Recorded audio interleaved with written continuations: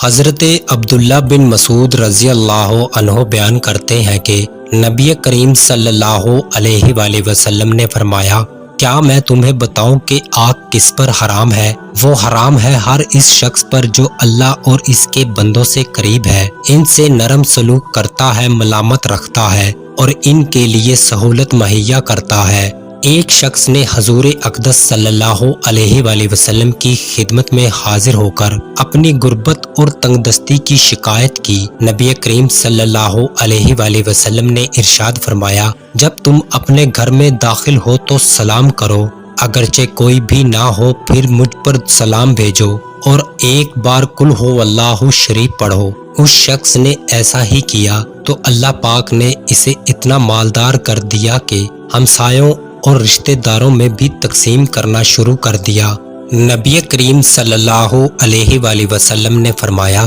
تمہاری نجات کا ذریعہ یہ ہے کہ تم اپنی زبان قابو میں رکھو اور اپنے گناہوں پر رویا کرو۔ نبی کریم صلی اللہ علیہ وآلہ وسلم نے فرمایا، تم جب سونے لگو تو چراغاں بجھا دو، دروازے بند کر دو، مشکوں کے منہ باندھ دو اور کھانے پینے کے برتنوں کو ڈھانپ دو یا اوندھا کر دو۔ نبی کریم صلی اللہ علیہ وآلہ وسلم نے فرمایا، جس شخص سے کوئی گناہ سرزد ہو جائے پھر وہ اچھی طرح وضو کرے اور اٹھ کر 2 رکعت نماز پڑھے اور پھر اللہ سے معافی مانگے تو اللہ تعالیٰ اسے ضرور معاف فرما دیتا ہے۔ نبی کریم صلی اللہ علیہ وآلہ وسلم نے فرمایا، جس شخص کو یہ پسند ہو کہ اس کی عمر دراز ہو اور اس کے رزق میں اضافہ ہو تو اسے چاہیے کہ وہ اپنے والدین کے ساتھ نیک سلوک کرے اور ان پر صلہ رحمی کرے۔